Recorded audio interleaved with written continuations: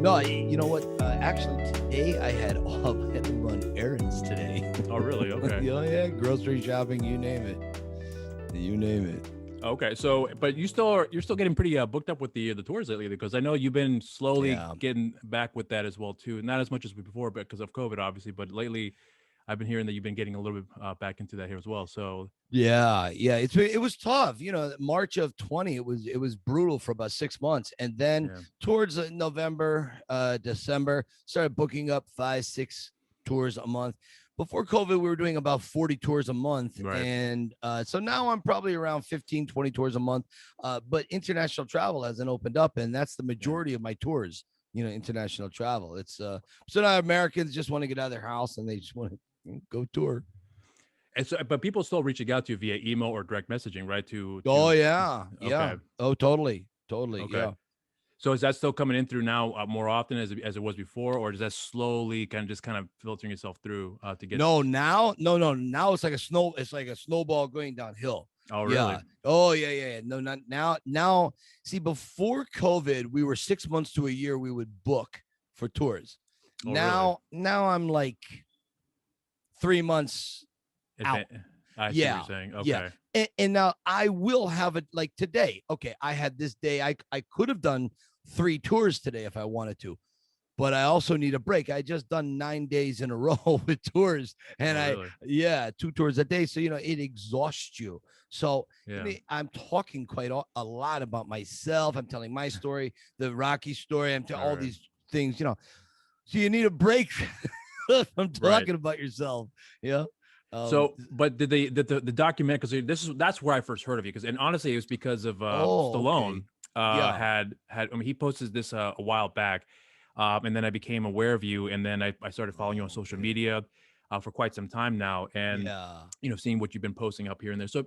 So for me personally, and then I started to pick up on your career, because this is Mm. kind of more or less where you have been been able to go out and tell people about this journey that you've been through. But at the same time, you've also been going around to these historic sites of the film. If for anyone that Yeah. doesn't know, the document that I'm talking about, this is The Pretender. Mm. And when I saw that documentary, for me personally, I was curious, because the idea that they're following the story of a man who had watched one movie that pretty much changed your whole life at this point, and pretty much dominated your life at this point. And also, as a result of that, you have now garnered a lot of relationships with people that Mm. that you probably would have never dreamed of. And here you are. We Never. just talked before that you Yeah. you still carry a conversation with Sly from time to time. Yeah. So, but the part that I took away the most from your story wasn't really about the Rocky connection. It was really just your story in general, like how you were looked upon as an outsider because of your, Right. for lack of a Yeah. better Yeah. term, your Yeah. obsession, right? So I actually connected with that story a lot more, because there was a lot of insights that I took away from that. I think most people I don't know if they overlooked it, but I hope they didn't, because I think there's actually some interesting things about your journey that I took away from, which was the fact that you've had several jobs, quite a few jobs. Oh yeah. And Oh then yeah. yeah. So, and then another thing that I took away from too was that you stuck with it, and it paid off. Not that I'm sure it wasn't, you said before that you had no idea this was going to be coming to where it is now, but Yeah. Yeah. it worked out in the long term. But it took a lot of hustling and grinding to get to this point, without realizing that this is where it was going to end up here. So that part of the story is really what I took away the most from the documentary that I saw. My Yeah. only downside about the only critique that I had the documentary was it's way too short. It was like an hour and 10 minutes, which I was actually surprised that was It gonna was be a lot 50, more. 55 minutes. 50. Oh, that was an hour. I thought it was more than that, because I saw No, 55 minutes. oh, you're talking about just Trust me. okay. Trust me when I tell you that is the same problem I had.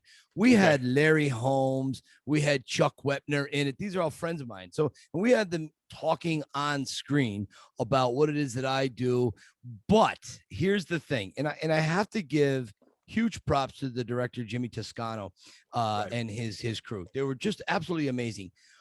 But Jim wasn't sure how it was going to play, and he wanted the doc to be boom, boom, boom, Right. no real downtime. He really wanted it to be people didn't get bored, because we've all seen documentaries where, oh my god, like Yeah. Okay. So, and he did a great job with that. But there's so much more. He could have put in another 40 minutes, 45 minutes, and still had it going boom, boom. But for whatever reason, I mean, that's just the way he wanted. And I did everything I could to convince him. Ultimately, I was just a subject. It was his movie. You know, Right, right. he did it his way. So yeah, I wish the one thing I would like to have focused on even more was the kindness of strangers, because Mm, I am not a type of guy that has the cojones to go and I don't have blind ambition. That's not me. I don't have a competitive bone in my body, which was actually a huge problem growing up. So if people hadn't put me in a Forrest Gump like situation, I right. never would be here right now. I would be like, I don't know. At best, I would be an Uber driver or a Lyft driver. Not that there's anything wrong with that, Right, but right. I wouldn't be doing tours for a living. I tell you that right now. Well, so but here that's the thing though with this particular story that or this journey that you took from here that you are in Yeah. rather I should say, it evolved, but it started just with like I said before, for lack of a better term, with a small obsession. It did build up from Right. there, and then, but here's the thing though that also found interesting with your story is that you actually have been able to pick up on all the finer details of this Rocky story, but it Yeah. became more than just the film and the franchise. You picked out finer details about the journey of a man, and then at the same time it also in a lot of ways it had pretty much it was a parallel of your life as well too, and that's Yeah. pretty much everyone's story as well that I think a lot of people can take from, and this one is really the like the pinnacle of like Yeah. of a fan who became a fan of the film and then of the franchise, and obviously you had your critiques of the franchise along the way as well Yeah. too, which Yeah. you've Yeah. opened up on quite a few occasions. But what I was really curious now is that when I'm listening to your story now, I've heard countless interviews that you've Yeah. done, and it's more or less the same thing. But the one thing I always found I always was wanting to hear more about from you was that when you've come across several other people that you have come across on these tours and you listen to their stories, a lot of unique ones I'm sure along the way that you've shared, and a lot of you actually shared on your social media accounts as Yeah. well too, Yeah. I do. I do. which you point out and highlight, what it is that had inspired you to share this story. Because I'm sure you hear Right. more than one. It's kind of hard to pick out Yeah. more than Yeah. one. But That's for true. you, You're right. It's hard to pick just one story on a right, social media post that coincides with a picture. It's not as right, easy as people think. right. And that's a unique thing about this particular tour that you do, because I think what I failed to realize is that and I think other people may not realize this too. We just talked about it earlier, where you said that the majority of the tours that you are giving out to the public here are mostly comes from overseas. So Right. the United States, the U.S. Folks here that are doing the tour parallel, it's nothing in comparison to what you get overseas, which is that's the part that completely caught me by surprise, Yeah. which I'm sure it caught you by surprise too. Oh, totally. Yeah, 100%. You're talking, it's 75% of my business is foreign based, and right. I do 25% American. Now it's 100% American because Yeah, things haven't been opening up yet. But they're going to. In time, COVID will be a thing of the past, yeah, I hope. yeah, And, we will get back to everything's going to go back to how it was yeah, yeah. earlier, which was great. But the thing is, like UK and Australia is huge. Right. Russia, China, New Zealand. I mean, it from everywhere. I mean, it's on South Africa. People come from just the furthest reaches of the planet. I never had it ever imagined that would happen. I thought I'd get a couple of people from the East Coast if I could somehow get marketing out there. And because I wasn't really, I'm not like a internet guy. I'm not real savvy about these things. Yeah, And once I started learning more and more about it, I started saying, wow. I have a whole graph, a whole thing I follow that, and it says where everyone is from. I mean, Ghana is where people come from. Okay. I mean, excuse me, what is this? It's crazy. So it was a big surprise to me. Big surprise. well, but along the way too, have you, because I know that you've also collected you've collected quite a few things. I think it's an understatement for me to say, because you have, even if you look at your backdrop, you have a variety of This stuff out there that bench, yeah, the green bench is from yeah, Rocky Balboa. That was in the right, restaurant. right, Yeah. right. So, but along the way, you've also been able to share the items that you've collected throughout the years, a lot of which are Yeah. film memorabilia, like actual sets, Yeah. as we just talked about just now. But a lot of which you also point out too, just like I said before, little things that most people just overlook. That jacket that Sly wore in that scene. That one, yeah. So I have Yeah. that replica, Yeah. or whatever the case may Right. be. Right. Right. So like those little details. That's why I'm so fascinated with your story, because when I started listening, when I watched the documentary, like I said before, I connected with just the journey that you went through. But Yeah. then as the years have progressed, you have been able to share other details that most people didn't overlook, Right. which I think is very helpful with the tour as well too, because you're able to point out some of the little, hey, that house right there, Yeah. this event occurred, but behind the scenes, this is what Sly had told me, and this is what I Yeah. had learned along the way, and then these little fascinating details are pointed out. And I think would make this tour much more interesting for those who have no idea of all those Yeah. little insight that you were able to provide to them.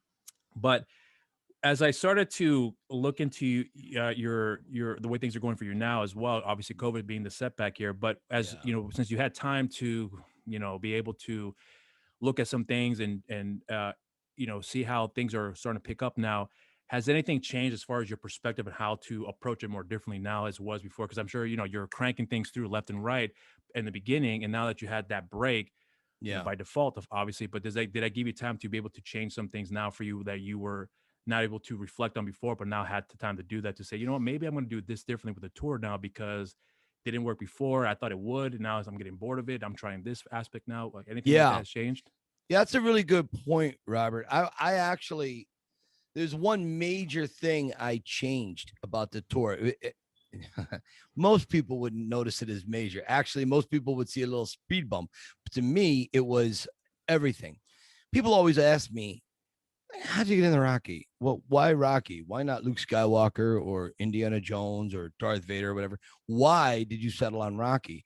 And I never really answered that. I didn't answer it in the Pretender either. In the Pretender, I'm sitting on the couch with my wife and I said, I don't know what it was about Rocky. I don't know why I was Yeah, this I remember 11-year that. old. Yeah. So, but COVID gave me time to sit back and really reflect 10, 12 hours a day.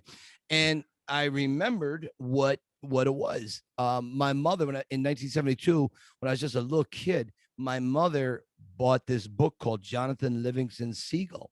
And she would read this book to me every night before bed. It was a children's book about the seagull who wanted to fly higher, farther, and faster than any other seagull. But the seagull community said, no, no, you cannot fly. You can't do that. Your job is to fly over the back of the boats and pick up the waste and bring it back for food for the seagull community. That's your job. You cannot break out. And so he did that. He did what he was told, but then he would slowly do his own thing. He would slowly become his own person until he was the greatest at what he did. And there were heavy religious themes in it. I'm not a religious guy, but in the book, as an adult rereading it, it's right over there on my shelf. I'm looking at it now. Uh, I can tell there are serious religious themes in it, but at the time I didn't get any of that. I just got do your own thing. So these Rocky themes that were in this book, now when I'm 11 years old, I was 5 years old when she read to me. Now I'm 11 and I see Rocky right. and it connects. So that's why I always tell parents, read to your kids. Always read. You never know how it's going to pay off 30, 40 years down the road. You're never going to know. So that was like the catalyst for everything that Yeah, got started for you. absolutely. So you Oh think my God. so you really think that if your mom had not read that book to you, that having watched Rocky, that maybe you wouldn't have made that connection with the character? I don't think so because I was in a middle class family, Mhm. a lower middle class. Actually, we were.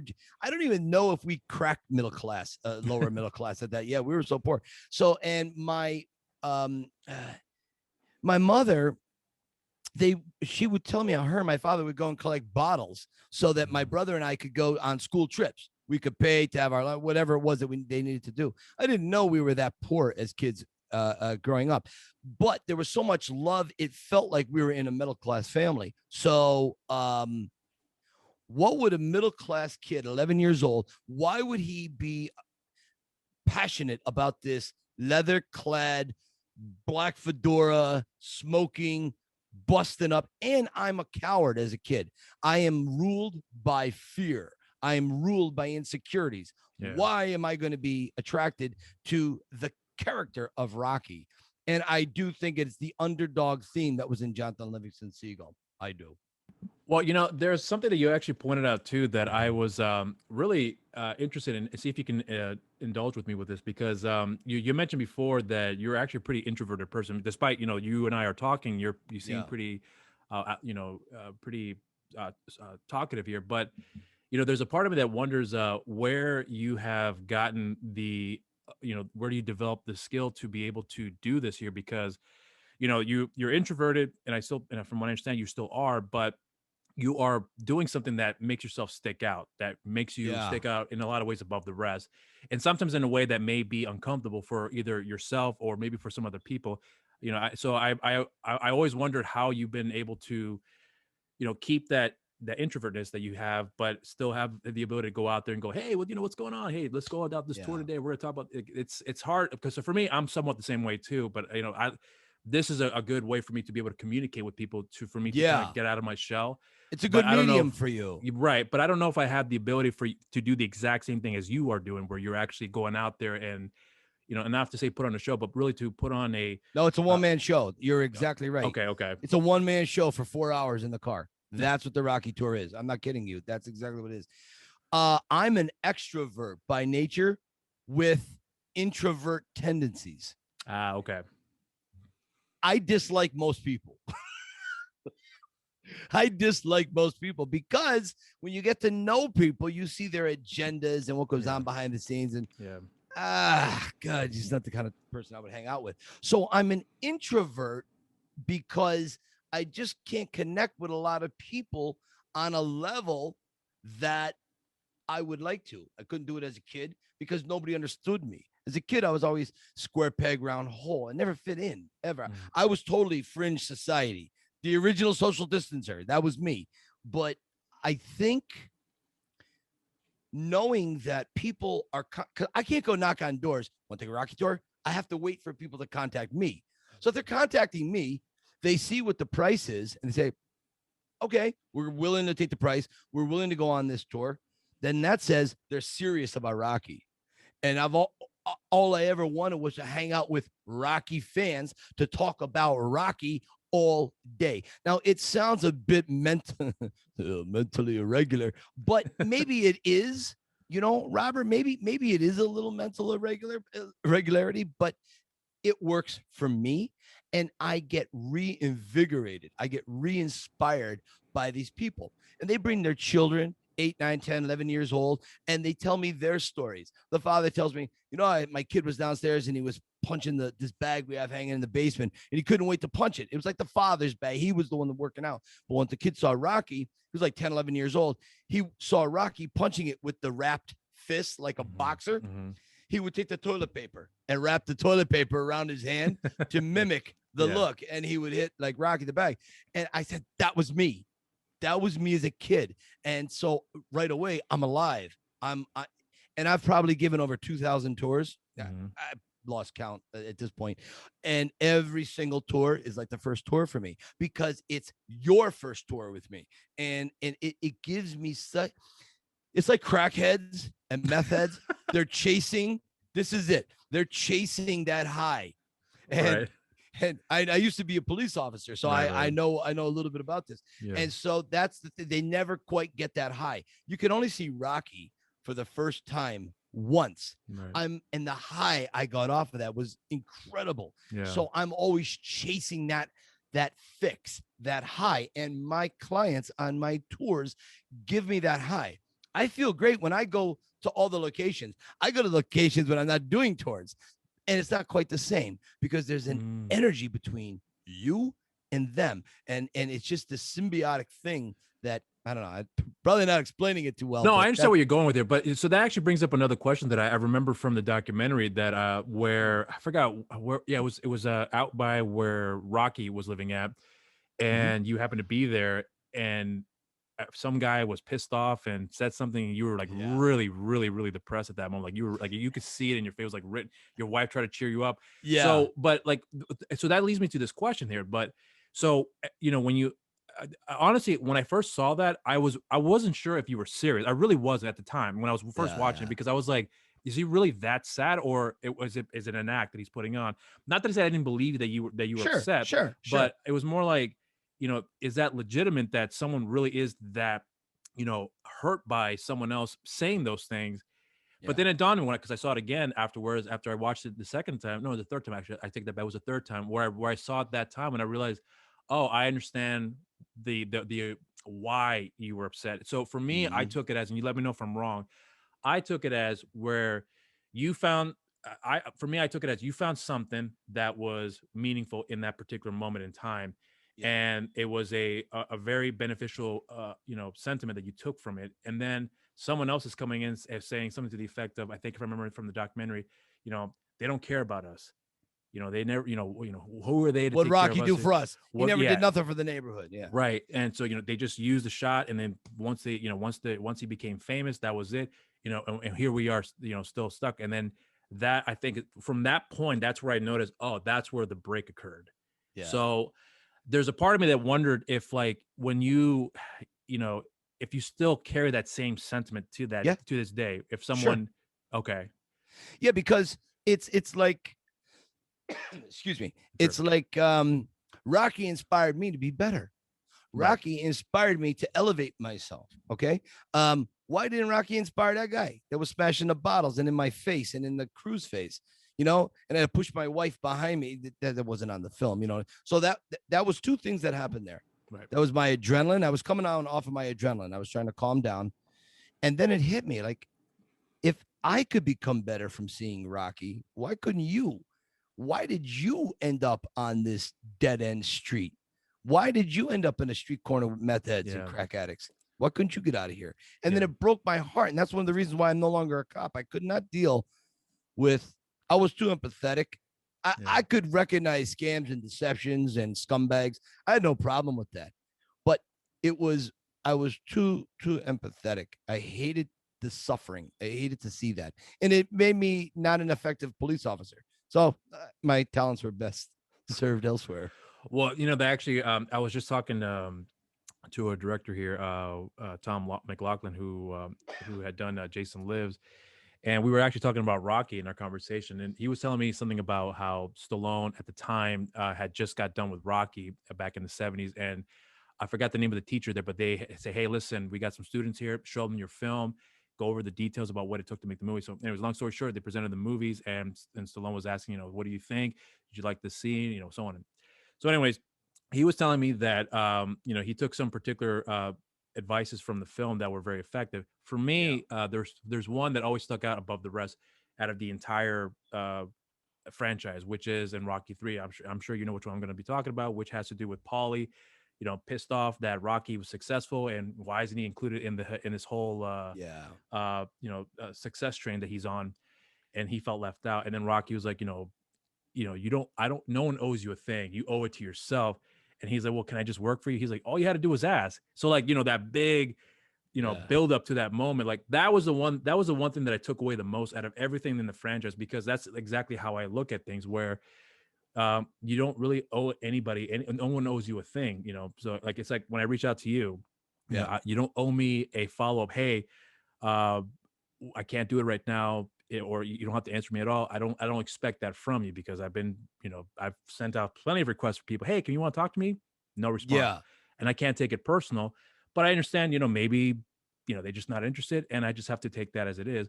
But that's that particular advice from the movie that that stuck with me as a kid. To this Yeah. very day, I still Yeah. feel like it was something that is very meaningful. And a lot of times I think I always felt like I've taken the most uh important set of values from movies that I did from my own parents, in a lot of ways, because I felt like that's where I connected with the characters the most. You could not be more correct. You are 1000% correct.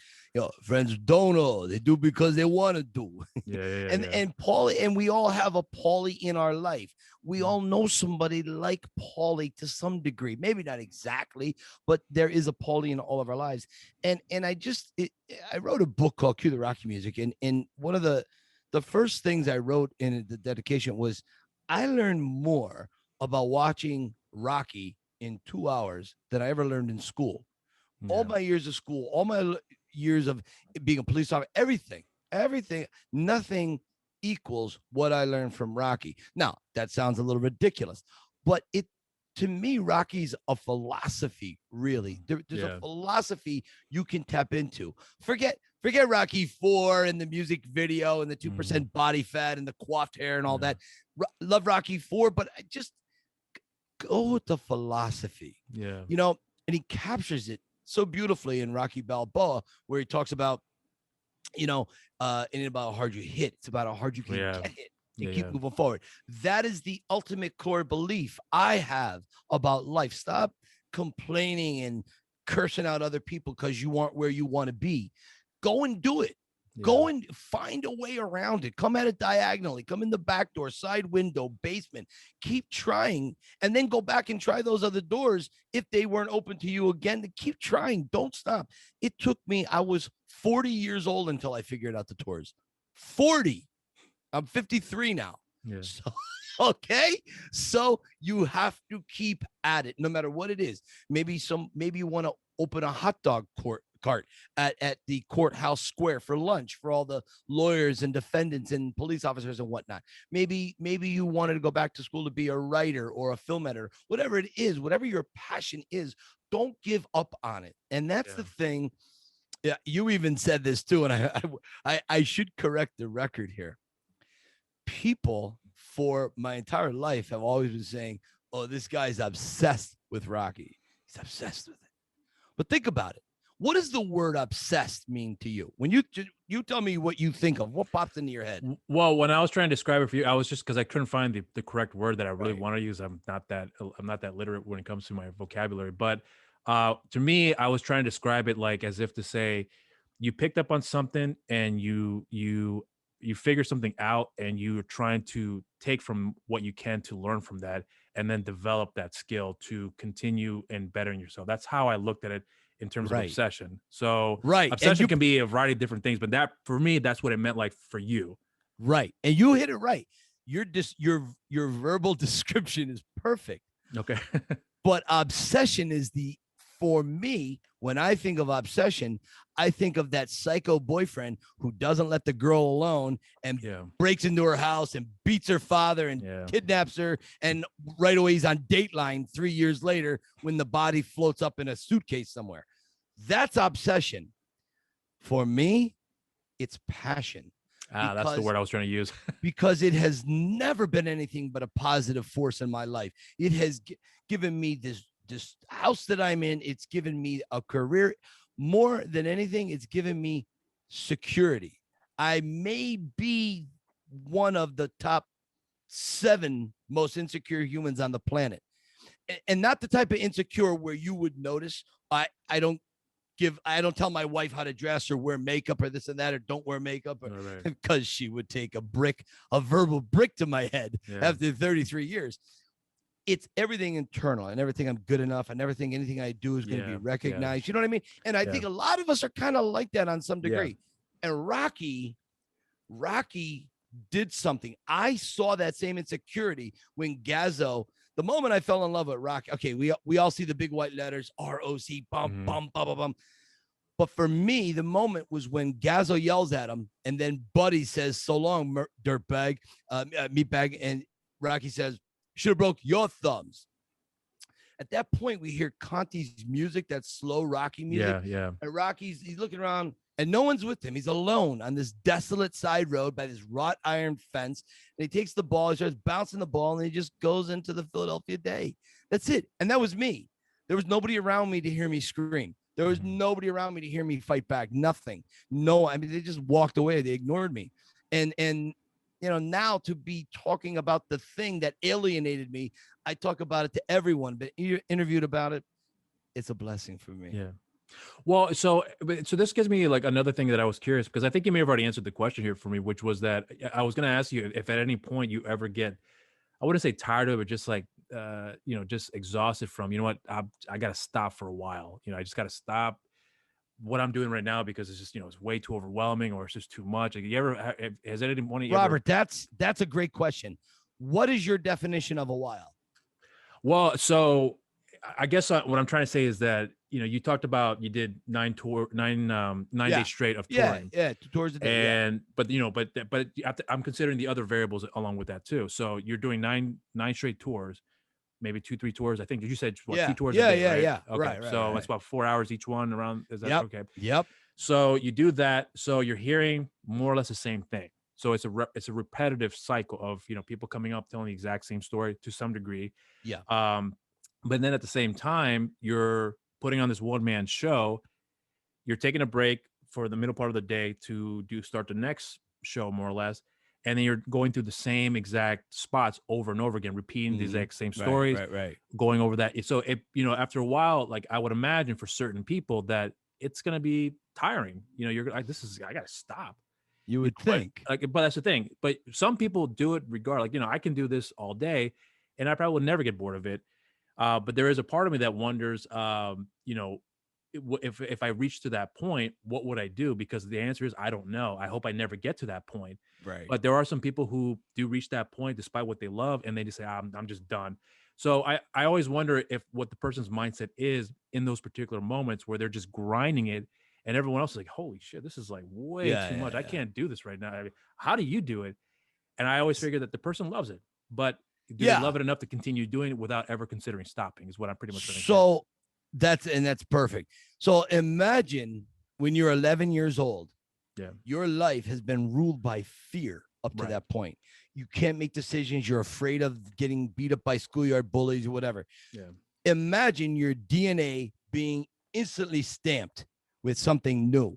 Your DNA has been altered in a moment. As soon as those big white letters and you hear Conti staccato brass trumpets coming through, bum, bum, bum, bum, bum, it begins to change you. You're going down this road. All of a sudden, your life veers off. You're going to go down a very different road. For me, a while is about 45 minutes. Okay. That's a while for me. And in those 45 minutes, there's only one thing. I can't watch television without, it's very difficult for me to focus on TV. If it's a good show, I will forget about Rocky in that time. If it's a sweet night out with my wife, if we're going on a dinner somewhere, absolutely. She's got me for the majority of the evening. Yeah. But, when the bill comes and you're like, if she's figuring out the bill, I'm going to check on my email, see, if I got tours coming in, booking, whatever. The only one thing that stops me is reading. Reading quiets Rocky in my brain. So I will sit for 45 minutes, maybe an hour, and I've got maybe 700-800 books in the other room on a giant bookshelf. And I just read. And Harry Potter, Eisenhower, political, sci-fi, Arnold Schwarzenegger's autobiography, whatever, whatever. Very eclectic in that. And it shuts it all down if it's a good book. And I do enough research to know. So when I crack open that Stephen King, I crack open that book, man, I'm bought in. And it's like, I can't believe an hour has gone by. I can't believe an hour has gone by because I've gotten into the reading. So that's the only time. I don't know what to do if I'm not doing Rocky. I don't have any other interest. And the best way, I guess I could succinctly put it, in high school, in your senior year, in 1985, I was a senior, West Scranton High School. And everybody was walking around. They knew what they wanted to do with themselves. They want to go to college, army, family business, doctor, lawyer, cop, whatever. I just wanted to be Rocky. That's all I wanted to be. But it didn't exist. There were no, it could be a job. There's no Rocky impersonators. Did you ever tell anybody that too? Like, hey, listen, my guidance counselor, my high school guidance counselor. When my grandfather gave me his old fedora and leather jacket. Yeah. Okay. You know that. So I'm 1985. I'm a senior. I don't know, 17 years old, whatever. Mm-hmm. I'm sitting in the guidance counselor's office. Guidance counselor would have the graduating seniors come down to the office for, I don't know, like 10, 12 minutes every day, new seniors. And they said, what do you want to do yourself? You want to go to college? You want to go to, the army? What do you want to do? Right. And I said, I want to be Rocky. Now I'm sitting there affecting the curled lip. Right. I want to go to college. So I got the hat and the coat on.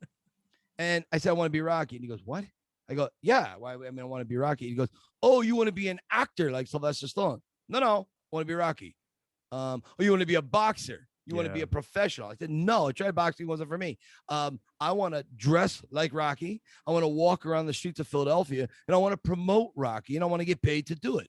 And he goes, well, you're being a wise ass. He goes, I'm trying to help you here. He goes, you've not taken any college course, nothing. And I said, well, this is what I want to do. He called my mother. My mother was like, look, my kid, he's not the smartest kid in the world. Okay. He's going to be okay. He's probably going to work some warehouse. He just loves this character. He's not being a wise ass. He's serious. This is what he wants to be, but he knows he can't be this because it's not, there's one Rocky and that's Stallone and that's it. And that's it. Right. So, and then years later at a book signing in Scranton, when I was selling my book, a huge book signing, it was on the news, everything. Guidance counselor comes by, Mr. Kunda, I was wrong and you were right. I will never tell a kid again they can't do something. How did you make this happen? And I remember holding up the book saying, it's in the book. You got to buy the book. And that's how it happened. And so there you go. I mean, it's just you should never say no. Right. Well, so and that's the thing too. Like I said before, when I was watching the documentary, as I was saying, there was a part of me at one point that wondered, where the story, because this is the first time I had heard about you. Okay. So in watching the documentary, so there's a part of me that wondered where the story, or at least the journey in the documentary, was going to be heading to, because it obviously went a little bit about your background too, your jobs growing up, your family, and so on and so forth.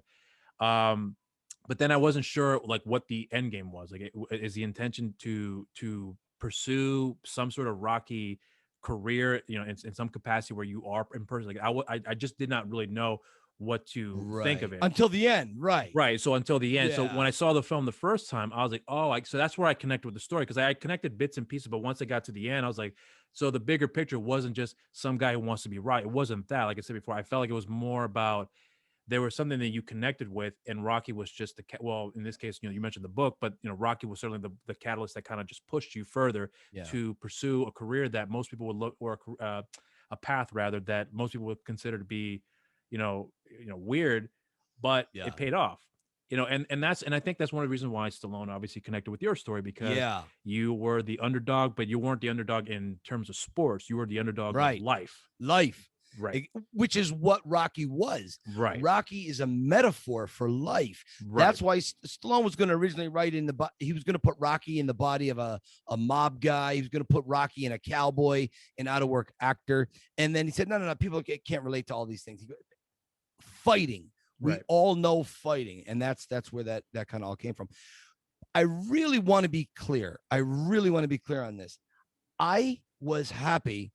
The closest I was going to get to Rocky, as I grew older and I realized I needed to get a job, I met my wife and I had to get responsibility, and dress up had to go.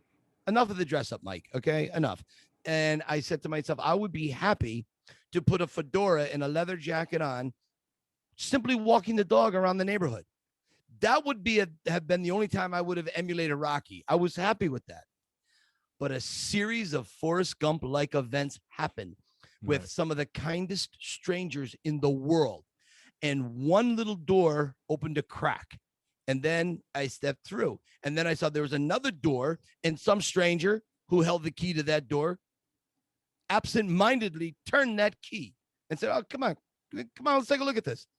And that opened up a world of something I never knew existed, possibilities with this Rocky thing. And then I started to see, after a series of events over maybe 4 or 5 months, I started saying, oh, what if I tried? What if? And then it happened. I win a national Rocky lookalike contest, which was a goof. Yeah. Everybody thought it was a goof. Yeah. It was a joke, but I won it, and I parlayed that into something. It was minuscule at first, but then it began to grow, and it grew quickly, very quickly. And then 3 or 4 years later, I had this idea for the tour. And I thought, okay. And the first tour we did was on a big yellow school bus, and we only did 3 or 4 our first year. And then I realized how much money I was losing. And my wife said, why don't you try private tours in like a little van, like a Honda Odyssey or something? Why don't you try that? Just do private. That way you can connect better with people. I started thinking, what would I want to see if I was going to go on that tour? What would I want to see? By this point, I had been spending time on the movie sets, Balboa, Creed, and so on. And I've been building up this friendship with Stallone. And he would, for whatever reason, he took pity on me. And he would tell me these great stories. Yeah. And now that we connected on Instagram, we write back and forth. He comments on, he answers questions for me. He'll be doing my podcast in a couple of months, and I'm his guest in Philly for the Rocky IV premiere. So you see, it all just it's full circle, man. It's crazy, but you got to stick to your guns. And the other thing is, before we move on, I got to say, people have to be aware of their toolbox. In other words, if I wanted to be a power forward for the 76ers, all right, it's never going to happen. On a really good day with Nikes and hunting socks, I'm 5'10", okay? So I'm never going to be a basketball player. But what could I have been if I was into basketball? Maybe I developed the best sneaker in the world. Maybe I developed great outfits, or the team doctor or nutritionist or something, okay? Maybe I developed basketball plays better than anyone. I can't be a basketball player, but what can I do? And that's the philosophy I put into Rocky. I can't be Rocky. Well, what can I do? Okay, I got dark hair, dark eyes, roughly Sly's same height, roughly his same build, much higher body fat percentage. But with that exception, maybe if I have props, the black fedora, the gloves. I mean, Rocky's hat's navy. It's not black. I should correct myself. But the leather jacket and so on. And then you start to impersonate Sly, or interpret, as he calls me, a Rocky interpreter. Maybe you have something, and now you have knowledge, and you begin to craft a story. And all of a sudden, you look back at your own life and you say, "Oh my God, that's a hell of a journey." Yeah, you gotta tell people about that, and it worked, and that's it. Yeah, well, and so, and that's the thing about this, your story that I really connected with. Like I said before, I mean, yeah, the Rocky was just an added element that I found unique. But because I'm obviously I'm a fan as well too. But it's just that the struggles that a person goes through, and it's the most unique struggle that you as an individual you go through. And I'm hoping that people will pick up, because I actually was telling my brother earlier, because I was like, hey, I got an interview this afternoon. Who you're going to talk to? And I said, I'm going to talk to Mike Kunda. He said, who's that? Well, this is the guy who did a document. Well, he was in the document called The Pretender. I sent him the link to the trailer.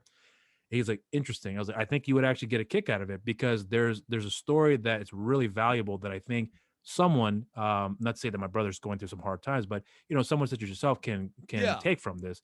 And it doesn't have to be the exact same, personal struggles that someone is going through, but there's always a little piece of that journey that you can always pick from that I think you can connect with. And I think your story, right. So there's a lot of things, right. There's a lot of things that I think people can connect with with your story.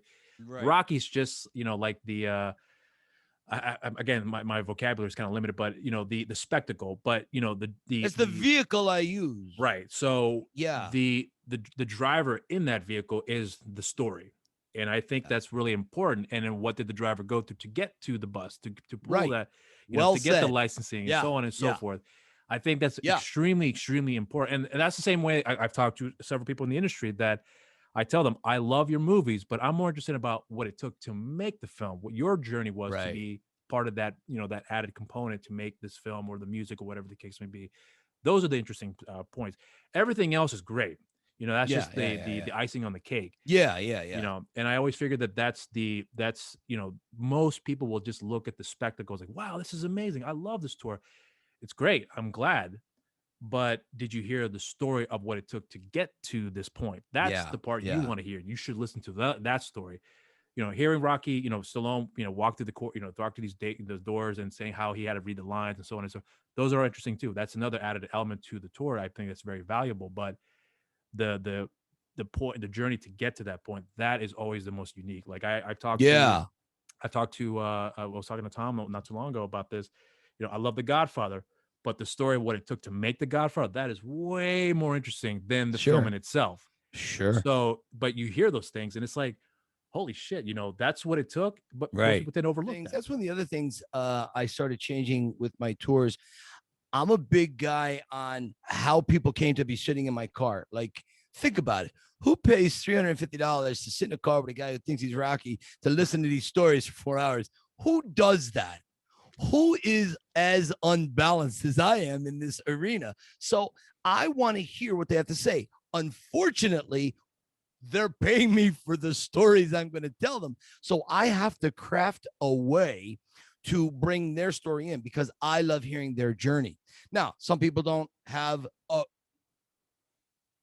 huge journey that they were on, but they have an interesting anecdote. Or Yeah. maybe some have great stories. They beat cancer. They just got divorced. They got a new job. They got married, whatever. They beat cancer. So, and I love hearing how Rocky is influenced. Earlier, you mentioned something that it's a variation of the same story. And I would say that's maybe true 60% of the time, maybe 70% of the time. My high, one of my other highs, I'm waiting to hear that story. That's really unique because that story will wash over me for days, and I'll write it down. As I've got another drawer filled with stories that people tell me. So I try to remember as much as I can. When I come home, I write them down real quick, or I'll type them up, and then I'll put it in a drawer and I'll forget about it because I'd like to write a book someday about why people take a Rocky tour, why Yeah. they come to Philadelphia, why Rocky, why do they get hung up on this character? What brings them to the humbleness of this simple character, this broken down, simple Right. boxer Right. at 45 years later? I mean, my God, this is incredible. So that's a big high for me is hearing people's journey. Well, so here's the thing too that I also found rather fascinating because when I've listened to your interviews that you've done in the past, and you've been asked a lot of questions about, your opinions on the series and things that are kind of going on in the background as far as like potential stories that are coming about that are Yeah. in the works supposedly. Yeah. But there's there's a part of me that wanted to know from you, and I'm not asking you to give me details of. I'm not. That's Okay. not what I'm asking you. But I'm asking what I'm more curious about is really about your how your perception may have changed, learning some certain details about.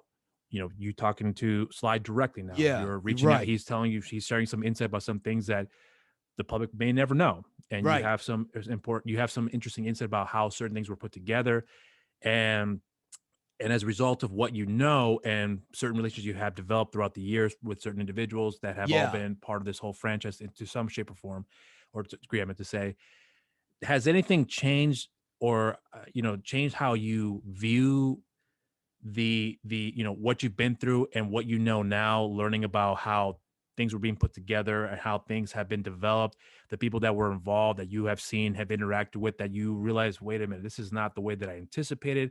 I didn't expect this to be like that. I had no idea this was actually put together. And then give you like a bad taste in your mouth, or maybe not a bad taste in your mouth, but rather more like, Right. you know what, maybe I was too naive, or maybe I was Right. too ignorant. Maybe I had just walked into something that I just did not expect to walk into, and I'm not sure how I feel about it now, considering that this was the inspiration in the first place that brought me here. No. It all just made it more. Now Okay. there is a much deeper story about Rocky and how the script actually got into the hands Right. to be sold. There's a whole thing with Paradise Alley and there's a lot that went on. I love hearing all these stories. I love hearing it. I've never heard I love hearing them, but that that doesn't matter to me. What matters is just the story. What is central? Now, for me, Rocky, I'm all about the minutia at this point in my life. I've seen the original Rocky over 600 times. It's the minutia. Why did Rocky choose these? Why did Stallone choose these sweatpants? Why the black leather coat? How did he get the fedora? Wait a minute. Are you telling me originally there was no Paulie? It was Adrian's angry Jewish mother. She was Paulie, and then wait a minute. Gazzo was Rocky's brother originally. What is Brother, this? right? Yes, stepbrother. Yeah. So, like, to me, this is brilliant. Not to mention a whole bunch of other things. It washes over me, man. Like I'm born again in the moment. It's amazing. And so I try to bring these things to light for fellow fans, for the hardcore fans. Then I have people on the tour who are like the other end of the spectrum. They'll say, Rocky had a dog. Yeah. Yeah. Wait, he had turtles? Yeah, so I have to. So that tour is not going to be as in depth because I have to build the scene to show them the location, and I don't have time to tell them a lot of the little stories, Right. unfortunately. So Right. it runs the gamut. So when you mentioned now, because you now that you hear the story, it doesn't really change anything for you, but does it Just give makes you it better. but does it give you a unique perspective about Oh yeah, how the cogs are put together, and all of it. I mean, minutes before they were going to film, Stallone's rewriting a scene. It was going to go A, and it went J. You know what I mean? okay. So and like what? Okay, great. So when I hear these things, when I it's like seeing Rock. It's a high for me. It's like seeing Rocky all over again for the first time, because then I say to myself, kind of what you're saying. Well, if he went this way, then that wouldn't have happened in the story. Take for example, Rocky goes to the arena the night before the fight, and he Mhm. sees the shorts of the round color. Mr. Jurgens, I'm wearing white pants with a red stripe. And what does Jurgens say? It doesn't really matter, does it? I'm sure you're going to give us a good show. And Rocky just nods. At that point, Rocky realizes it's a joke. They're never going to beat Apollo Creed. He doesn't have what it takes to beat him. But what can he do? If you can't beat him, no one's ever gone the distance with Apollo Creed before. And if Rocky can stand at the 15th round and not be knocked out, he will have won in his mind. That's Yeah. the crux of Rocky. Yeah. So, my point being, the poster was wrong by the production. The artist who painted the Right. poster was 15 by 30 feet. It was painted wrong. Now, Stallone, minutes before they're going to film, has to come up with an idea to fix this and to write this in. Mm-hmm. Because we're going to see he's wearing white pants with a red stripe and he's got red pants with a white. So what's going on here? Anyways, had that scene not happened, had Rocky not gone to the arena that night, then comes back, walks through the door and bemoans to Adrian that he can't do it. That's the crux of the movie. Yeah. I need to know, and this is one of the questions I'm going to ask him. Was that scene where Rocky talks to Adrian on the bed? It don't matter if this guy opens up my head. I just want to go the distance. Was that always going to be there? Or did that scene happen because the production screwed up on the goddamn poster? That's the shit that gets me fired up beyond anything else. You know, I you don't know, you know. yeah, I know. I agree with you 100% with your sentiments on that, because I think that's really the crux of that whole journey, Yeah. really. Yeah. But you know what actually really did it, because when I first saw the movie as a kid, I loved it for all those, for all the obvious reasons, but it Yeah. wasn't really until I saw Rocky 2 that really made me love the first film a lot more. And I'm sure you may know what I'm going to be heading into. It has to do with when Rocky's in the hospital and Apollo Creed's recovering, and he opens up the hospital door and says, "Hey, Apollo, did you give it your best?" And he says, Yeah. "Yeah," and he's like, "Okay, thank you." And I was like, Right. that is the journey. Like, that solidified everything. Like, to me, that, like I said, those little details is what I picked out from. I'm sure Yeah. most people picked up on that. But, Right. the first film, had all the great things, had everything going for it, and it worked out. But that particular moment in the movie, that was the part where Rocky's like, I gotta be sure if he really gave it his best, or if he took it easy on me, because if he Yeah. did, then everything that I just went through was for nothing. Right. And the fact that Creed was like, obviously Creed was, beat the shit. He's like, Yeah. I gave him my best. He's like, okay, thank you. And then walked away, and he was the better, he felt like the better man, not That's it. because he, he didn't win the fight, but because he put in his best and he fought the best, because he put in his best. Therefore, he was able to hang with the best. And that's what he wanted to prove to himself. And everyone else happened to catch up on that. And you got, the story that we got with Rocky 2, which I thought was a great film. I'm sure I know you've commented about that movie on more than one occasion, but I always felt like Rocky 2 was probably the second best of the entire series, because that really was like the aftermath, of everything that you expected to happen to a fighter, but instead you got thrown into, back to this, ground zero all over again, because, some rash decisions were made, and impulses were, lack of, education on how to coordinate your money and so on and so forth. Like, that was what I took most from the film. The winning at the end was the icing on the cake, but that was the least, the least thing that I was interested in, because I knew that he was going to win it. You picked that up from the very beginning.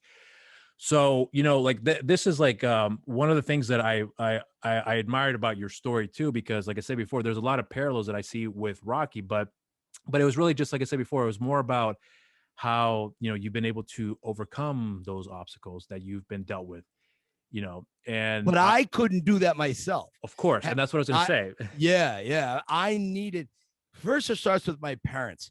Right. If I didn't have two parents who love their kids so much, they were tough on us, but they also gave us lots of love. So they gave us the building blocks to deal with life, starting around 13, 14, 15. Once you start to get a few life experiences away from the house, what your parents teach you, you hopefully will apply them. Don't get in a car with somebody who's been drinking, don't Yeah, drink yeah. it. Just, the things we all have to deal with. Then I happened to meet a woman who actually had my back and had my best interest at heart. And the love and the compassion and understanding she brought to balance me out. Then I go through life and I have a lot of experiences, whether it was jobs, the police, whatever it was. Mm-hmm. Then you get to the kindness of strangers, whether it's my friends at the Victor Cafe, whether it's my other friends, Rhea or Steve, people who didn't know me, who met me in the moment, and it was an afterthought. Oh, come on with us. There was no, I want to help this guy. It was just like, come on. It was just like, we're friends. We had a nice, like, 10-minute conversation that, oh, okay, you know what? You might get a kick out of this. And that opened a door that changed my life.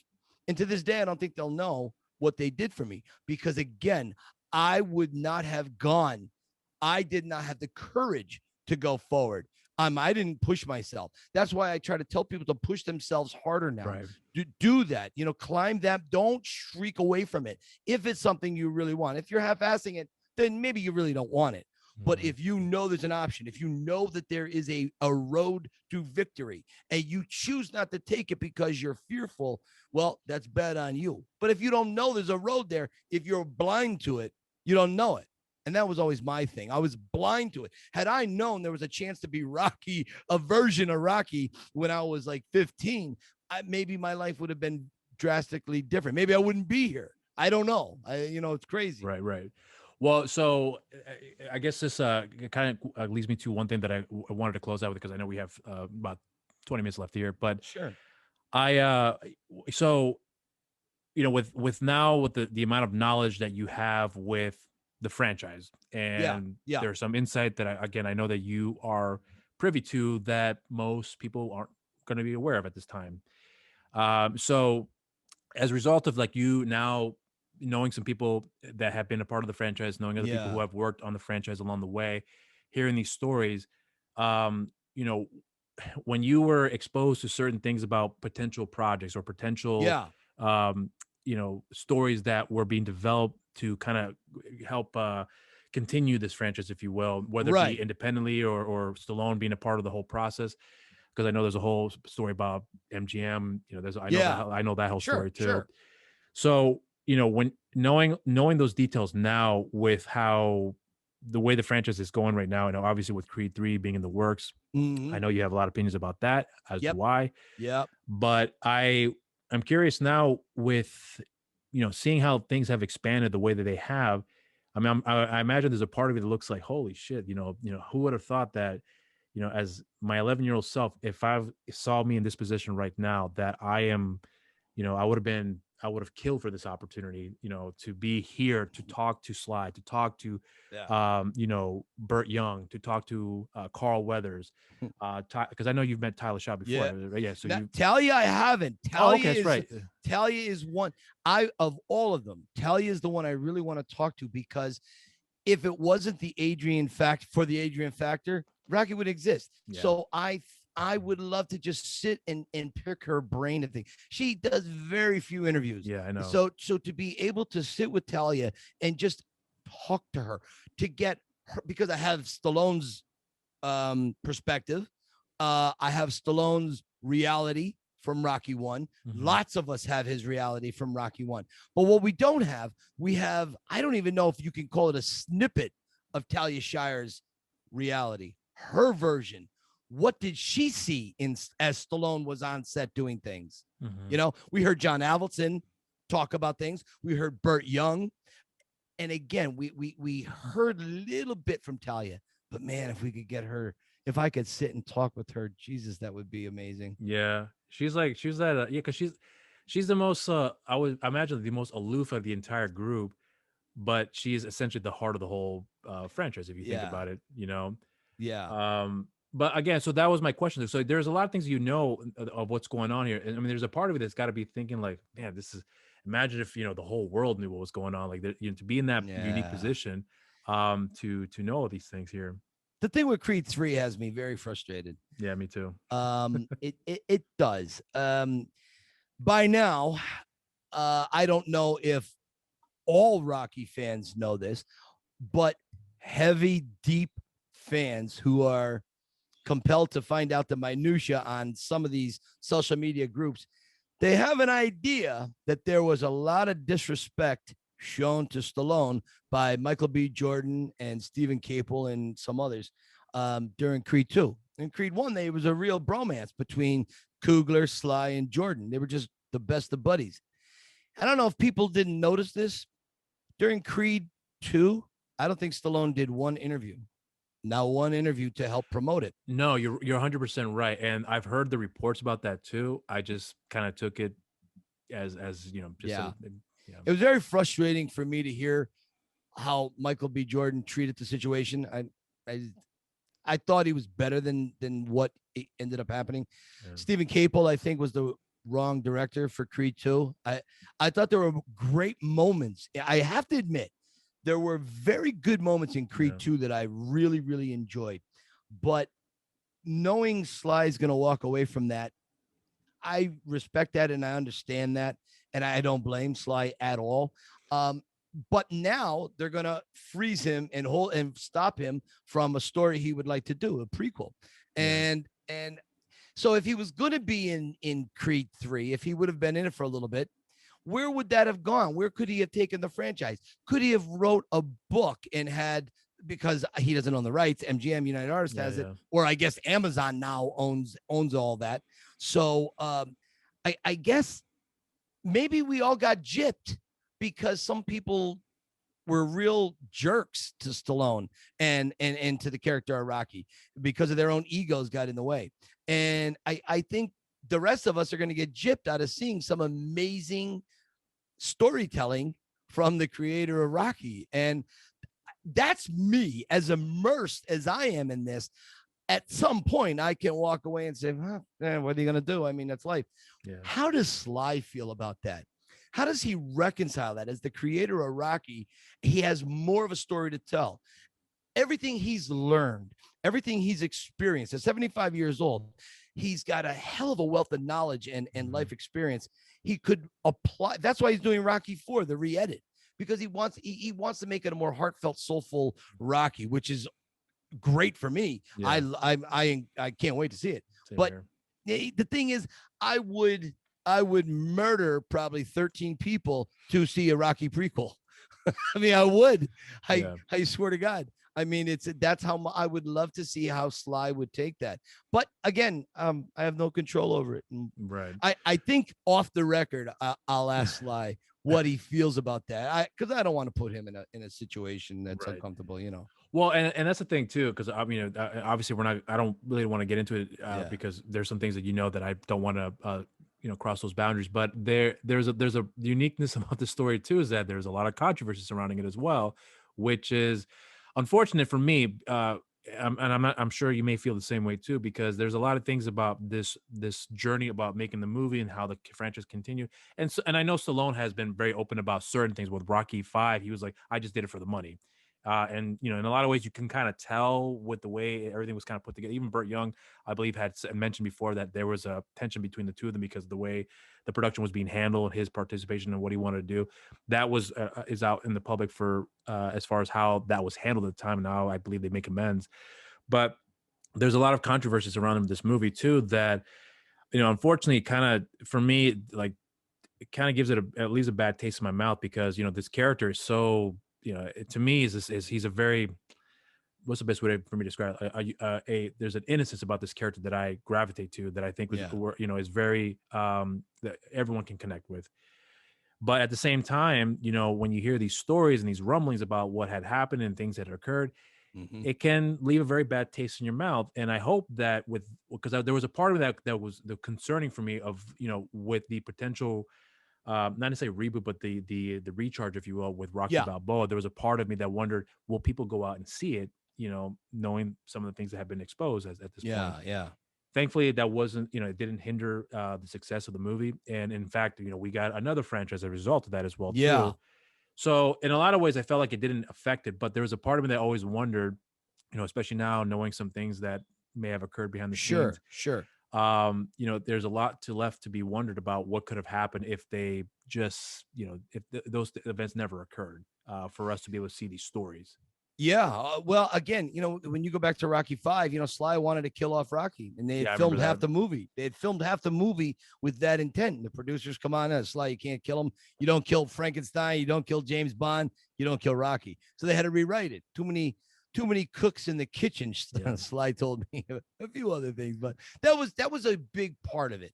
So, but I think also Stallone was at a point in his career where he said, I didn't necessarily want a career as Rocky. I want a career as an actor. And he was being pigeonholed as Rocky because he was so amazing as that. Yeah. So I understand at that time why he was kind of running from Rocky. I get it. Mhm. He's come full circle now. He Yeah. is embraced it. He really has. I mean, my God, of all the things to be associated with, why not? Yeah. But he is an actor, and that's why, like, Gandolfini was the same way. Hey, don't call me Tony. Call me Jimmy James, whatever, but don't call me Tony. Yeah. He hated to be called. Why?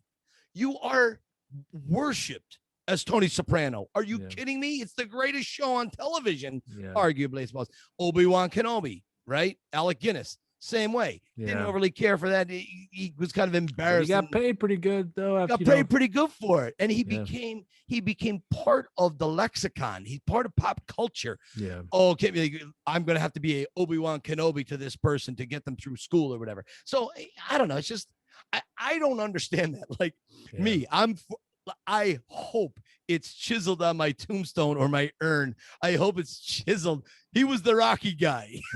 Great. I don't care. I don't forget about whatever good things I did. And in mine, it'll say, and I talked to that Rocky guy. Yeah. Right. And they'll look at us and say, boy, they're both mental. Like, what's wrong with these two? Jesus. Well, but that's a unique thing about this whole story too. That it connects a lot. It connects with a lot of people. I mean, honestly, I would have never thought as a kid that I would be talking to you, where you had this journey, and here I am reaching out to you, talking to you about all things Rocky. But really, it's really about your journey that I'm always interested in pursuing here. But but this was the catalyst of it all, Rocky. So to be in this position where we are able to reach out, talk to people, you're getting people from all over the world to come out to meet you, give this tour. Yeah. It's a very unique position, but it all started with this one character that, that Stallone had written, not knowing the outcome of it, obviously, but it's a very unique position. And obviously you mentioned before, he's very grateful. I've seen his Instagram post. He's talking to kids like, hey, your mom loves the movie. Oh, I'll take a picture with you. Right. It's a very nice gesture. He cannot get over that. It's weird because, like, there's a different dynamic he has with his daughters, obviously, than he does with other. So it's like, I remember looking at my own dad. He would come home from tailoring for 10 hours all day. And he was a tailor, master tailor. I didn't care. That was his job. Dad, come play catch with me. Dad, here's what I did in art class today. Right. Or there's this girl at school, right? So his daughters, they don't necessarily care about Rocky and Rambo. I mean, I'm sure they're aware of the significance in pop culture and what it means to guys like us, but it's not like that. So I tend to think when he sees these kids in awe, he gets they're seeing Cliffhanger, Rocky, Rambo, Expendables, whatever, but it's got to be a mind game to him. Like, wow, these kids weren't even alive when the last Rocky came out in 06. Yeah. You know what I mean?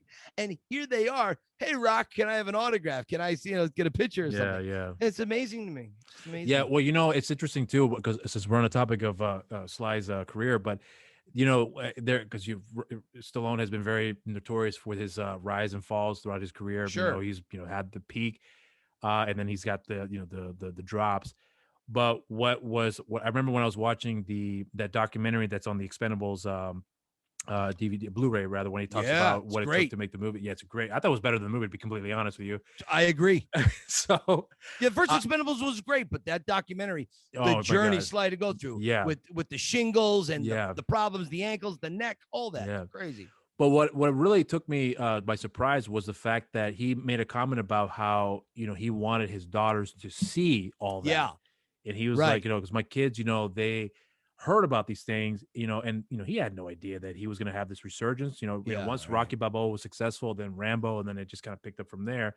But for his daughters to actually see that, that was something that he was really proud of, because he's like, I wanted my kids to see what that was like, and I want them to experience that, because I don't think it was because I'm famous. It's more about the struggles that I went through to get to this here, and I get to share with you guys now, because now everyone here wants to, like, it's become it's a spectacle, but it's a joy spectacle, because here are people are coming after me to Yeah. talk to me, and my kids are watching this here, and I want them to be proud of me, and that's how I took it. And it was a very short part of the documentary, though, but but seeing that was the one thing I took the most from it out of everything else. A lot of people may not know this, but this is a true story. Stallone turned 60 July of '06. Hmm. And about 3 days after his actual birthday, or 2 days after his actual birthday, he came to Philadelphia to have a birthday dinner at the Victor Cafe, which I will brag and say I was there, which was great. But anyways, a lot of people don't know the day before he took his kids around in like a limo or a big SUV, and he took them to all the Rocky locations, and he wanted to show them where Rocky was filmed, Right, right. to let them know, like, when his kids are born, like their first words are like limo. You know what I mean? And here, these people can't even spell limo in the neighborhood that Stallone grew up in. You know what I mean? So he wanted his girls to be keep their feet flat on the ground. And I don't know the kids. I met them once or twice in Philly. Lovely kids, Yeah. great kids. But I think Sly and Jennifer did an amazing job on keeping them grounded, because their life is not stereotypical.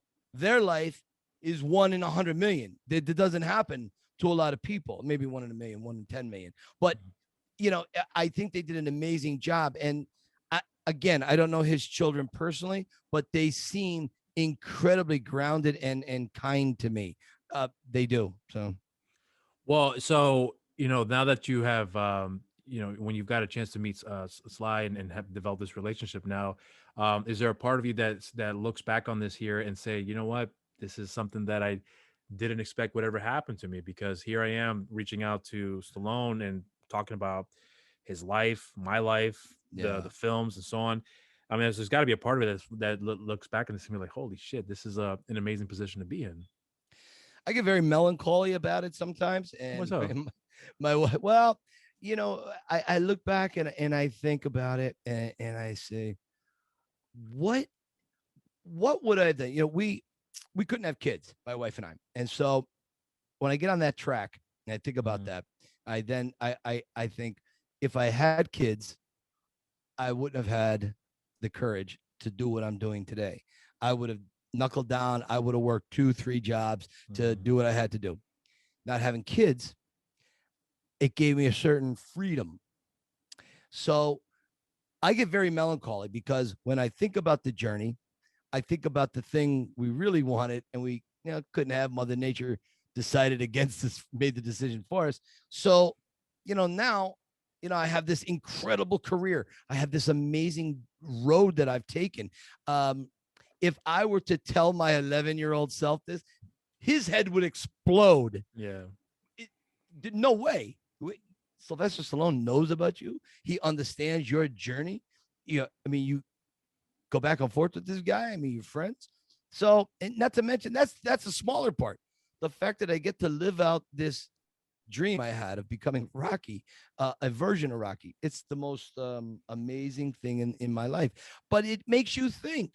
you do think about things, what could have been, what might have been. And then ultimately you come back to, well, this is what I got. And it's Yeah. pretty good.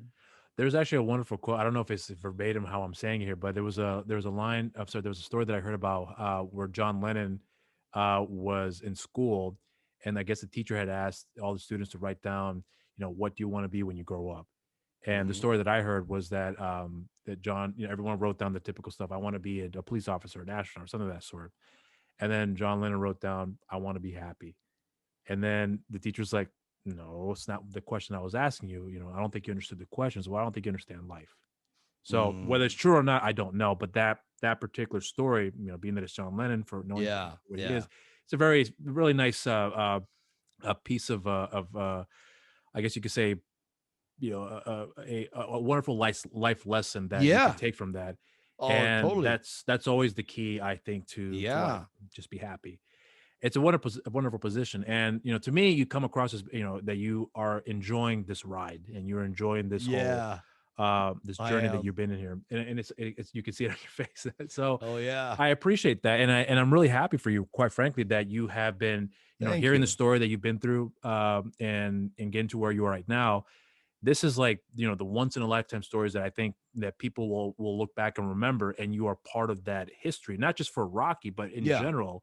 And that's something that I wanted to be able to converse with you about, that because when I look back at this, I want to be able to look at at a piece of history that has Mm. occurred in pop culture, but Yeah. not just in pop culture, but in life in general. And this is a wonderful story that I think was very Thank you. interesting to converse with you about. And I really appreciate your time, because I know we're near that end here. But I was just going to ask, is there Sure. anything in particular that you want to promote with what's going on right now, or if there's something that might be coming up down the pipeline that you want people to be aware of? With First and foremost are my tours. Right, You can find me on Instagram, the Yo Philly Rocky Film Tour. And we started a new endeavor. It's a new podcast we started called the Rocky Files. right, It's by Rocky fans for Rocky fans. And we interview Rocky fans every week. And we try to bring their story to light. And it's something that we try to, pass on to Sly. So hopefully we can help people get a voice. So he may hear their story. He may see it or comment on it. But if nothing else, it's for fans to get together in a little bit of a forum where they could kind of put their head above the crowd a little bit and have a bit of a voice. And it's salt and peppered with lots of Rocky trivia and facts. And I'll be going over my props every week, a little something. And my two co-hosts are fantastic. They're from up and down the East Coast. So, we have a great time. So that's the Rocky Files. You can always check that out. And like you said, if everybody could find a way to be happy, I know it's hard to do. It's very hard to do. But, if you can do it, do it. Well, again, I appreciate you taking the time out of your day, because I know you were running some errands here. So I thank you very much. And this was really very meaningful for me, because Thank you. Me I, too. I appreciated that you have been able to share these stories for everyone to be on a lookout for. But I hope that, with in time, that people will look back and get inspired by your story, with what you've been through and with what you've been able to accomplish. What seemed to be a very silly idea to a lot of people turned out to be a legitimate passion, and Yeah. a very true one at that. And you stuck with it, and it paid off. Obviously with some hurdles that you had to overcome, but Yeah. it Yeah. paid Yeah. off. And I think that's a very wonderful story that you've been able to share. And I'm very grateful that I saw the documentary, and I'm very grateful that I'd be able to talk to you as a result of that as well. So Me thank you too, very Robert. much. It Thank was an you. honor for me. Thank you, pal. And like our mutual friend says, keep punching. All right. Well, you have a good one. You have enjoy the rest of your evening, and you be safe out there. Cheers. All right, buddy.